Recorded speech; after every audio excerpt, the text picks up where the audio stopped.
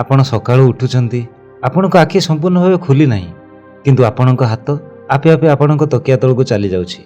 କାହିଁକି? କାରଣ ସେଠାରେ ଆପଣଙ୍କର ସବୁଠାରୁ ପ୍ରିୟ ଜିନିଷ ଆପଣଙ୍କ ସ୍ମାର୍ଟଫୋନ୍ ଅଛି। ଆପଣ ଫୋନ୍ ଉଠାଉଛନ୍ତି, ଲକ୍ ଖୋଲୁଛନ୍ତି ଏବଂ ଇନଷ୍ଟାଗ୍ରାମ, ଫେସବୁକ୍ କିମ୍ବା ୟୁଟ୍ୟୁବର ଦୁନିଆରେ ହଜି ଯାଉଛନ୍ତି। ଆପଣ ଭାବିଥିଲେ ମାତ୍ର 5 ମିନିଟ୍ ଦେଖିବେ, କିନ୍ତୁ କେତେବେଳେ ଗୋଟିଏ ଘଣ୍ଟା ବିତିଗଲା ଆପଣ ଜାଣିପାରିଲେ ନାହିଁ। ଆଜିର ଦୁନିଆରେ ଆପଣ ସୋସିଆଲ ମିଡ଼ିଆ ବ୍ୟବହାର କରୁଛନ୍ତି ନା ସୋସିଆଲ ମିଡ଼ିଆ ଆପଣଙ୍କୁ ବ୍ୟବହାର କରୁଛି? ଆପଣ ନିଜ ମୋବାଇଲକୁ ଚଲାଉଛନ୍ତି ନା ମୋବାଇଲ ଆପଣଙ୍କ ଜୀବନକୁ ଚଲାଉଛି? ଯଦି ଆପଣଙ୍କୁ ଲାଗୁଛି କି ଆପଣ ସମ୍ପୂର୍ଣ୍ଣ ମୁକ୍ତ, ତେବେ ନିଜକୁ ଗୋଟିଏ ପ୍ରଶ୍ନ ପଚାରନ୍ତୁ। ଶେଷ ଥର ପାଇଁ ଆପଣ ବିନା ମୋବାଇଲ ବା ବିନା କୌଣସି ଫୋନ୍ କଲ୍ରେ ଶାନ୍ତିରେ ଗୋଟିଏ ଘଣ୍ଟା ନିଜ ପରିବାର କିମ୍ବା ନିଜ ସହ ବିତାଇଥିଲେ? ବୋଧହୁଏ ଆପଣଙ୍କ ପାଖରେ ଏହାର ଉତ୍ତର ନାହିଁ।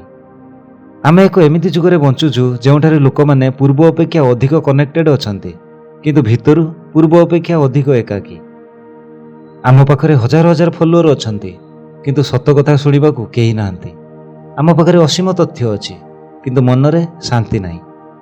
ଆଜିର ଏହି ଭିଡ଼ିଓରେ ଆମେ ଜାଣିବା କିପରି ସୋସିଆଲ ମିଡ଼ିଆ ଧୀରେ ଧୀରେ ଆମର ଚିନ୍ତାଧାରା, ଭାବନା, ସମୟ ଏବଂ ଜୀବନକୁ ନିୟନ୍ତ୍ରଣ କରୁଛି, ଏବଂ କିପରି ଆମେ ଏହି ଅଦୃଶ୍ୟ ବନ୍ଧନରୁ ମୁକ୍ତ ହୋଇପାରିବା।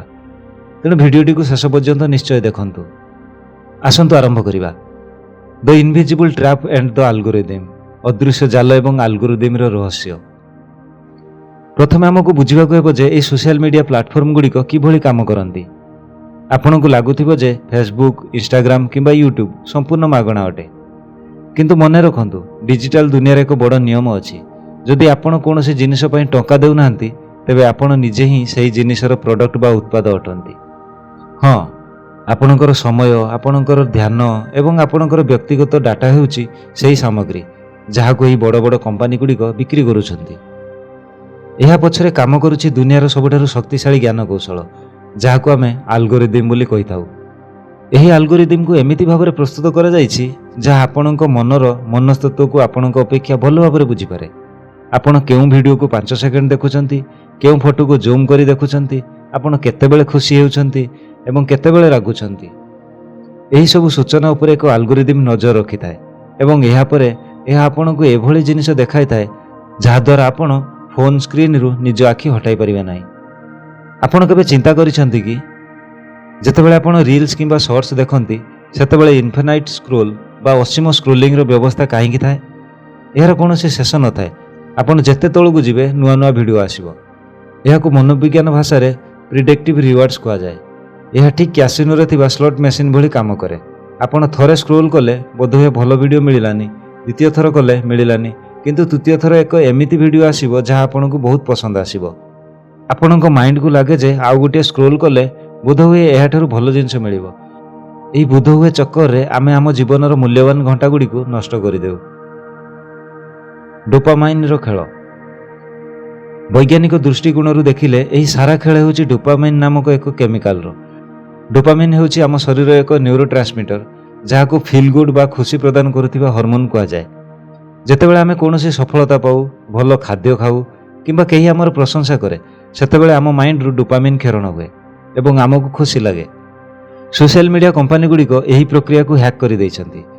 ଯେତେବେଳେ ଆପଣ ଏକ ଫଟୋ ପୋଷ୍ଟ କରନ୍ତି ଏବଂ ତାହା ଉପରେ ଲାଇକ୍, କମେଣ୍ଟ କିମ୍ବା ସେୟାର ଆସେ, ସେତେବେଳେ ଆପଣଙ୍କ ମାଇଣ୍ଡରୁ ଅଳ୍ପ ପରିମାଣର ଡୋପାମିନ୍ ରିଲିଜ୍ ହୁଏ। ଆପଣଙ୍କୁ ଏକ ଆଭାସୀ ଖୁସି ମିଳେ। କିନ୍ତୁ ସମସ୍ୟା ହେଉଛି ଏହି ଡୋପାମିନ୍ ବହୁତ ଶସ୍ତା ଏବଂ କ୍ଷଣସ୍ଥାୟୀ। ଯେତେବେଳେ ଆପଣଙ୍କୁ ସହଜରେ ଲାଇକ୍ସ ମିଳିଯାଏ, ସେତେବେଳେ ଆପଣଙ୍କ ମାଇଣ୍ଡ ପରିଶ୍ରମ କରିବାକୁ ଚାହେଁ ନାହିଁ। ବାସ୍ତବ ଜୀବନରେ କୌଣସି ସଫଳତା ପାଇବାକୁ ହେଲେ ମାସ ମାସ, ବର୍ଷ ବର୍ଷ ପରିଶ୍ରମ କରିବାକୁ ପଡ଼େ, ଯେଉଁଥିରେ ଡୋପାମିନ୍ ବହୁତ ବିଳମ୍ବରେ ମିଳେ। କିନ୍ତୁ ମୋବାଇଲ ସ୍କ୍ରିନ୍ରେ ମାତ୍ର 1 ସେକେଣ୍ଡରେ ଆପଣଙ୍କୁ ସେହି ଆନନ୍ଦ ମିଳିଯାଏ। ଧୀରେ ଧୀରେ ଆପଣ ଏହାର ନିଶାଗ୍ରସ୍ତ ହୋଇଯାଆନ୍ତି। ଏହା ଠିକ୍ ମଦ କିମ୍ବା ଡ୍ରଗ୍ସ ନିଶା ଭଳି କାମ କରେ। The dark side of social media. Social ମିଡ଼ିଆର କୁପ୍ରଭାବ। ଏହି ଡିଜିଟାଲ ଦୁନିଆ ଆମକୁ ଉପରୁ ଯେତେ ରଙ୍ଗୀନ ଏବଂ ଆକର୍ଷଣୀୟ ଦେଖାଗଲେ ମଧ୍ୟ ଭିତରୁ ଏହା ଆମ ମାନସିକ ସ୍ୱାସ୍ଥ୍ୟକୁ ଧୀରେ ଧୀରେ ଗଭୀର ଆଡ଼କୁ ଠେଲି ଦେଉଛି। ଆସନ୍ତୁ ଜାଣିବା ଏହାର ନେଗେଟିଭ୍ ଇମ୍ପାକ୍ଟ ଗୁଡ଼ିକ କ'ଣ। ତୁଳନାତ୍ମକ ମନୋଭାବ ଏବଂ ହୀନମନ୍ୟତା, ଦ କମ୍ପାରିଜନ୍ ଟ୍ରାପ୍। ଆପଣ ସୋସିଆଲ ମିଡ଼ିଆ ଖୋଲିବା ମାତ୍ରେ ଦେଖନ୍ତି ଆପଣଙ୍କର ଜଣେ ସାଙ୍ଗ ନୂଆ ଗାଡ଼ି କିଣିଛି, କେହି ଜଣେ ବିଦେଶ ଭ୍ରମଣରେ ଯାଇଛି, ତ ଆଉ କେହି ନିଜର ସୁନ୍ଦର ପରିବାରର ଫଟୋ ପୋଷ୍ଟ କରିଛି। ଏହା ଦେଖି ଆପଣ ଅଜାଣତରେ ନିଜ ଜୀବନକୁ ସେମାନଙ୍କ ସହ ତୁଳନା କରିବାକୁ ଲାଗନ୍ତି। ଆପଣ ଭାବନ୍ତି, ମୋ ଜୀବନ କେତେ ଖରାପ, ମୋ ପାଖରେ କିଛି ହିଁ ନାହିଁ। କିନ୍ତୁ ଆପଣ ଭୁଲି ଯାଆନ୍ତି ଯେ ସୋସିଆଲ ମିଡ଼ିଆରେ ଲୋକେ କେବଳ ସେମାନଙ୍କ ଜୀବନର ହାଇଲାଇଟ୍ ରିଲ୍ ଦେଖାନ୍ତି, ବିହାଇଣ୍ଡ ଦ ସିନ୍ ନୁହେଁ। କେହି ମଧ୍ୟ ନିଜର ଦୁଃଖ, କାନ୍ଦ କିମ୍ବା ଘରର ଝଗଡ଼ାର ଫଟୋ ଇନଷ୍ଟାଗ୍ରାମରେ ପୋଷ୍ଟ କରନ୍ତି ନାହିଁ। ଆମେ ଅନ୍ୟମାନଙ୍କର ନକଲି ସୁଖ ଦେଖି ନିଜର ବାସ୍ତବ ଜୀବନକୁ ଅପମାନିତ କରିଥାଉ। ଫୋମୋ, ଫିୟର ଅଫ୍ ମିସିଂ ଆଉଟ୍, ହରାଇବାର ଭୟ। ଆଜିକାଲି ଯୁବପିଢ଼ିଙ୍କ ମଧ୍ୟରେ ଏକ ନୂଆ ମାନସିକ ରୋଗ ଦେଖାଯାଇଛି, ଯାହାକୁ କୁହାଯାଏ ଫୋମୋ। ସବୁବେଳେ ଏକ ଭୟ ଥାଏ ଯେ ବୋଧହୁଏ ମୁଁ କିଛି ହରାଇ ଦେଉଛି। ଯଦି ମୁଁ ଫୋନ୍ ନ ଦେଖିବି ତେବେ କେଉଁ ନୂଆ ମିମ୍ ଆସିଲା, କେଉଁ ଟ୍ରେଣ୍ଡ ଚାଲିଛି, ମୋ ସାଙ୍ଗମାନେ କ'ଣ କରୁଛନ୍ତି ମୁଁ ଜାଣିପାରିବି ନାହିଁ। ଏହି ଭୟ ଯୋଗୁଁ ଲୋକେ ପ୍ରତି 2 ମିନିଟରେ ନିଜ ଫୋନ୍ ଚେକ୍ କରନ୍ତି। Loss of focus and patience, ଏକାଗ୍ରତା ଏବଂ ଧୈର୍ଯ୍ୟର ଅଭାବ। ଆପଣ କେବେ ଲକ୍ଷ୍ୟ କରିଛନ୍ତି କି ଆଜିକାଲି ଆମର ଏକାଗ୍ରତା ଶକ୍ତି ବା ଆଟେନସନ୍ ସ୍ପାନ୍ କେତେ କମିଗଲାଣି? ପୂର୍ବରୁ ଲୋକେ ଘଣ୍ଟା ଘଣ୍ଟା ଧରି ବହି ପଢ଼ିପାରୁଥିଲେ, ଏକାଠି ବସି ଦୀର୍ଘ ସମୟ କଥା ହୋଇପାରୁଥିଲେ। କିନ୍ତୁ ଆଜି ଯଦି ଏକ ୟୁଟ୍ୟୁବ୍ ଭିଡ଼ିଓ ପ୍ରଥମ 10 ସେକେଣ୍ଡରେ ଆପଣଙ୍କୁ ଆକର୍ଷିତ ନ କରେ, ଆପଣ ତାକୁ ସ୍କିପ୍ କରିଦିଅନ୍ତି। ଆମକୁ ସବୁକିଛି ତୁରନ୍ତ ଦରକାର। ଏହି କାରଣରୁ ଆମର ଧୈର୍ଯ୍ୟ ଶକ୍ତି ସମ୍ପୂର୍ଣ୍ଣ ଭାବେ ଶେଷ ହୋଇଯାଇଛି, ଯାହା ଆମର କ୍ୟାରିୟର ଏବଂ ପାଠପଢ଼ା ଉପରେ ବହୁତ ଖରାପ ପ୍ରଭାବ ପକାଉଛି। ଆସନ୍ତୁ ଶୁଣିବା ଏକ ରିଲେଟେବଲ୍ ଷ୍ଟୋରି ବା କେସ୍ ଷ୍ଟଡି। ଆସନ୍ତୁ ମୁଁ ଆପଣଙ୍କୁ ଏକ ସାଧାରଣ ପରିବାରର କାହାଣୀ ଶୁଣାଉଛି। ଏହା ହୁଏତ ଆପଣଙ୍କ କାହାଣୀ ହୋଇପାରେ କିମ୍ବା ଆପଣଙ୍କ ଆଖପାଖର କାହାର ହୋଇପାରେ। ରାହୁଲ ଜଣେ ବହୁତ ମେଧାବୀ ଛାତ୍ର। ସେ ନିଜ ଜୀବନରେ ଅନେକ ବଡ଼ ସ୍ୱପ୍ନ ଦେଖିଥିଲା। ସେ ଏକ ବଡ଼ ଚାକିରି କରିବ, ନିଜ ପିତାମାତାଙ୍କୁ ସବୁ ସୁଖ ଦେବ। ଦିନେ ସେ ପାଠ ପଢ଼ିବା ପାଇଁ ବସିଲା। ହଠାତ୍ ତା ଫୋନ୍ରେ ଏକ ଟୁଙ୍ଗ କିନା ଶବ୍ଦ ହେଲା। ଏକ ନୋଟିଫିକେସନ୍ ଆସିଲା। ତାର ଜଣେ ସାଙ୍ଗ ଏକ ମଜାଦାର ରିଲ୍ ପଠାଇଥିଲା। ରାହୁଲ ଭାବିଲା, ଚାଲ ମାତ୍ର ଗୋଟିଏ ଭିଡ଼ିଓ ତ ଦେଖିଦିଏ। ସେ ଭିଡ଼ିଓଟି ଦେଖିଲା, ତାକୁ ହସ ଲାଗିଲା। ସେ ଭିଡ଼ିଓ ତଳେ ଆଉ ଏକ ଭିଡ଼ିଓ ଥିଲା, ସେ ତାକୁ ଦେଖିଲା। ଏମିତି କରୁ କରୁ ସେ ସ୍କ୍ରୋଲ କରିଚାଲିଲା। ଯେତେବେଳେ ସେ ଫୋନ୍ ବନ୍ଦ କଲା, ସେତେବେଳେ ରାତି 12ଟା ବାଜି ସାରିଥିଲା। ତାର ପାଠପଢ଼ା ହୋଇପାରିଲାନି। ସେ ନିଜ ଉପରେ ରାଗିଲା, ଅନୁତାପ କଲା ଏବଂ ନିଜକୁ ପ୍ରତିଶ୍ରୁତି ଦେଲା ଯେ କାଲିଠୁ ମୁଁ ଆଉ ଫୋନ୍ ଛୁଇଁବିନି। କିନ୍ତୁ ପରଦିନ ସକାଳୁ ପୁଣି ସେହି ସମାନ ପ୍ରକ୍ରିୟା ଦୋହରାଇଲା। ଏମିତି କରୁ କରୁ ମାସ ମାସ ବିତିଗଲା। ପରୀକ୍ଷା ଆସିଲା ଏବଂ ରାହୁଲ ଫେଲ୍ ହୋଇଗଲା। ଏହି କାହାଣୀ କେବଳ ରାହୁଲର ନୁହେଁ, ଏହା ଆଜିର ପ୍ରତ୍ୟେକ ଦ୍ୱିତୀୟ ଯୁବକର କାହାଣୀ। ସୋସିଆଲ ମିଡ଼ିଆ ଆମକୁ ଏକ ଡିଜିଟାଲ କୋମା ମଧ୍ୟକୁ ଠେଲି ଦେଇଛି, ଯେଉଁଠାରେ ଆମେ ବାହାରକୁ ତ ଜୀବିତ ଦେଖାଯାଉଛୁ, କିନ୍ତୁ ଭିତରୁ ଆମର ସ୍ୱପ୍ନ, ଆମର ଲକ୍ଷ୍ୟ ଏବଂ ଆମର ସମୟ ଧୀରେ ଧୀରେ ମୃତ୍ୟୁବରଣ କରୁଛି। ହାଉ ୟୁ ଆର୍ ବିଇଂ ଏନସ୍ଲେଭଡ୍, ଆପଣଙ୍କୁ କିଭଳି ଗୋଲାମ କରାଯାଉଛି। ଆପଣ ଜାଣି ଆଶ୍ଚର୍ଯ୍ୟ ହେବେ ଯେ ଯେଉଁ ଲୋକମାନେ ଏହି ସୋସିଆଲ ମିଡ଼ିଆ ଆପ୍ସ ତିଆରି କରିଛନ୍ତି, ଯେପରିକି ଫେସବୁକ୍ରୁ ମାର୍କ ଜୁକରବର୍ଗ କିମ୍ବା ଆପଲ୍ର ଷ୍ଟିଭ୍ ଜବ୍ସ, ସେମାନେ ନିଜ ପିଲାମାନଙ୍କୁ ସ୍ମାର୍ଟଫୋନ୍ କିମ୍ବା ସୋସିଆଲ ମିଡ଼ିଆ ଠାରୁ ଦୂରେଇ ରଖୁଥିଲେ। କାହିଁକି? କାରଣ ସେମାନେ ଜାଣିଥିଲେ ଯେ ସେମାନେ କେତେ ଭୟଙ୍କର ଜିନିଷ ତିଆରି କରିଛନ୍ତି। ସିଲିକନ୍ ଭ୍ୟାଲିର ବଡ଼ ବଡ଼ ଇଞ୍ଜିନିୟରମାନେ ଦିନରାତି ଏହା ଉପରେ ଗବେଷଣା କରୁଛନ୍ତି ଯେ କିଭଳି ଆପଣଙ୍କୁ ଅଧିକରୁ ଅଧିକ ସମୟ ଆପ୍ ଉପରେ ଅଟକାଇ ରଖାଯାଇପାରିବ। ଆପଣଙ୍କୁ ଲାଗୁଛି ଆପଣ ନିଜ ଇଚ୍ଛାରେ ରିଲ୍ସ ଦେଖୁଛନ୍ତି, କିନ୍ତୁ ପ୍ରକୃତରେ ଆପଣଙ୍କୁ ସେହି ଦିଗକୁ ପରିଚାଳିତ କରାଯାଉଛି। ଯେତେବେଳେ ଆପଣ କୌଣସି ଜିନିଷ ଉପରେ ନିୟନ୍ତ୍ରଣ ହରାଇ ବସନ୍ତି, ସେତେବେଳେ ଆପଣ ସ୍ୱାଧୀନ ନୁହନ୍ତି, ବରଂ ଜଣେ ଗୋଲାମ ଅଟନ୍ତି। ଆଜି ଆମେ ସେହି ସ୍ମାର୍ଟଫୋନ୍ର ଗୋଲାମ ପାଲଟି ଯାଇଛୁ।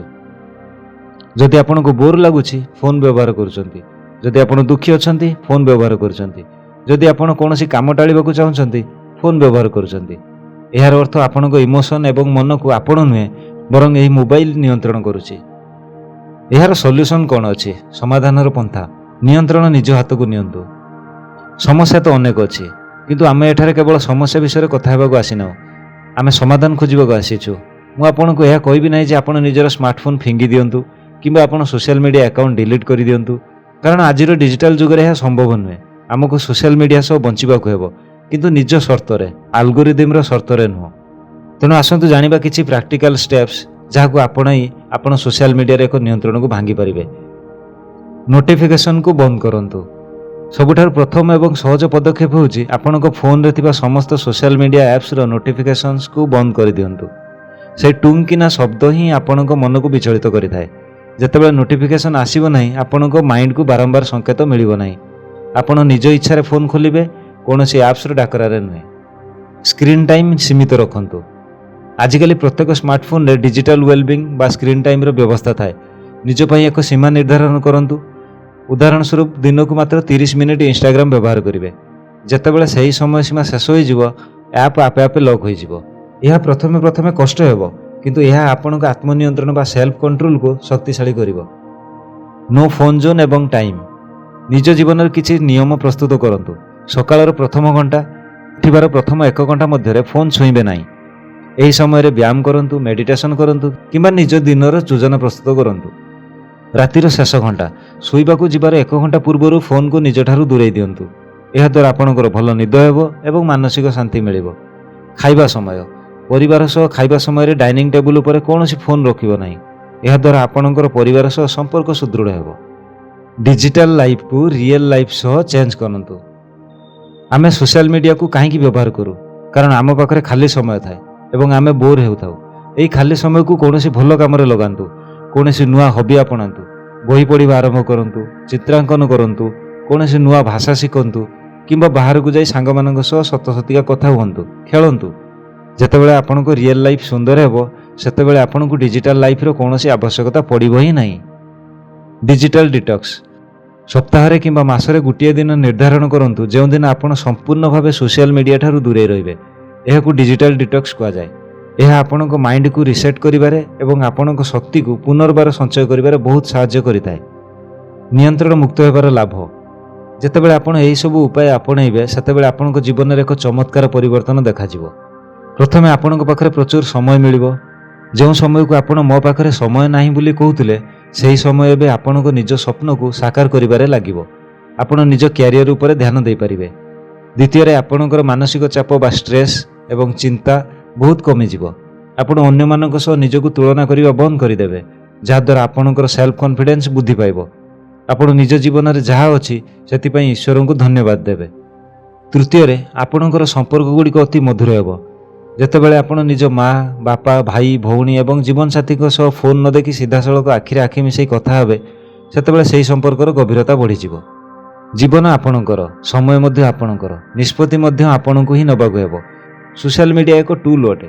ଯଦି ଆପଣ ଏହାକୁ ନିଜର ଉନ୍ନତି ପାଇଁ ବ୍ୟବହାର କରୁଛନ୍ତି ଏହା ଆପଣଙ୍କ ମାଧ୍ୟମରେ ନୂଆ ଜ୍ଞାନ ଶିଖାଇ ପାରିବେ, ନିଜର ବ୍ୟବସାୟ ବଢ଼ାଇ ପାରିବେ। କିନ୍ତୁ ଯେତେବେଳେ ଏହା ଆପଣଙ୍କୁ ନିୟନ୍ତ୍ରଣ କରିବାକୁ ଲାଗେ ସେତେବେଳେ ଏହା ଆପଣଙ୍କର ସବୁଠାରୁ ବଡ଼ ଶତ୍ରୁ ପାଲଟିଯାଏ। ମନେ ରଖନ୍ତୁ, ମୃତ୍ୟୁ ଶଯ୍ୟାରେ ଶୋଇଥିବା ବେଳେ କୌଣସି ବ୍ୟକ୍ତି ଏହା କୁହେ ନାହିଁ କି କାଶ ମୁଁ ଆଉ ଟିକେ ସୋସିଆଲ ମିଡ଼ିଆରେ ରିଲ୍ସ ଦେଖିଥାନ୍ତି କିମ୍ବା ଟିକେ ଅଧିକ ଫେସବୁକ୍ ବ୍ୟବହାର କରିଥାନ୍ତି। ଲୋକେ ଅନୁତାପ କରନ୍ତି ଯେ କାଶ ମୁଁ ମୋ ପରିବାରକୁ ଅଧିକ ସମୟ ଦେଇଥାନ୍ତି, ମୋର ସ୍ୱପ୍ନକୁ ପୂରଣ କରିଥାନ୍ତି, ନିଜ ଢଙ୍ଗରେ ଜୀବନକୁ ଜିଇଥାନ୍ତି। ତେଣୁ ଆଜି ଏହି ଭିଡ଼ିଓ ମାଧ୍ୟମରେ ମୁଁ ଆପଣଙ୍କୁ ଏକ ଚ୍ୟାଲେଞ୍ଜ ଦେଉଛି। କ'ଣ ଆପଣ ପ୍ରସ୍ତୁତ ଅଛନ୍ତି? ଆଜିଠାରୁ ଆଗାମୀ 7 ଦିନ ପାଇଁ ଆପଣ ସୋସିଆଲ ମିଡ଼ିଆ ବ୍ୟବହାରକୁ ଅଧା କରିଦିଅନ୍ତୁ। ସକାଳୁ ଉଠିବା ମାତ୍ରେ ପ୍ରଥମ ଗୋଟିଏ ଘଣ୍ଟା ଫୋନ୍ ଛୁଅନ୍ତୁ ନାହିଁ। ଏହି 7 ଦିନର ଚ୍ୟାଲେଞ୍ଜ ନିଅନ୍ତୁ ଏବଂ ଦେଖନ୍ତୁ ଆପଣଙ୍କ ଜୀବନରେ କିଭଳି ପରିବର୍ତ୍ତନ ଆସୁଛି। ଯଦି ଆପଣ ଏହି ଚ୍ୟାଲେଞ୍ଜ ଗ୍ରହଣ କରିବାକୁ ପ୍ରସ୍ତୁତ ତେବେ କମେଣ୍ଟ ବକ୍ସରେ ନିଶ୍ଚୟ ଲେଖନ୍ତୁ ଆଇ ଏମ୍ ଇନ୍ କଣ୍ଟ୍ରୋଲ। ଆପଣଙ୍କର ଗୋଟିଏ କମେଣ୍ଟ ଆପଣଙ୍କର ପ୍ରତିଶ୍ରୁତିକୁ ଦର୍ଶାଇବ। ଯଦି ଏହି ଭିଡ଼ିଓଟି ଆପଣଙ୍କ ମନକୁ ଛୁଇଁଥାଏ ତେବେ ଏହି ଭିଡ଼ିଓକୁ ନିଶ୍ଚୟ ଲାଇକ୍ କରନ୍ତୁ, ଚ୍ୟାନେଲକୁ ସବସ୍କ୍ରାଇବ୍ କରନ୍ତୁ ଏବଂ ନିଜର ସେହି ସାଙ୍ଗ ଏବଂ ପରିବାର ସଦସ୍ୟମାନଙ୍କ ସହ ସେୟାର କରନ୍ତୁ ଯେଉଁମାନେ ଦିନସାରା ମୋବାଇଲ ସ୍କ୍ରିନ୍ରେ ବ୍ୟସ୍ତ ରହୁଛନ୍ତି। ନିଜର ଯତ୍ନ ନିଅନ୍ତୁ, ବାସ୍ତବ ଜୀବନକୁ ଉପଭୋଗ କରନ୍ତୁ। ଧନ୍ୟବାଦ। ଜୟ ଜଗନ୍ନାଥ।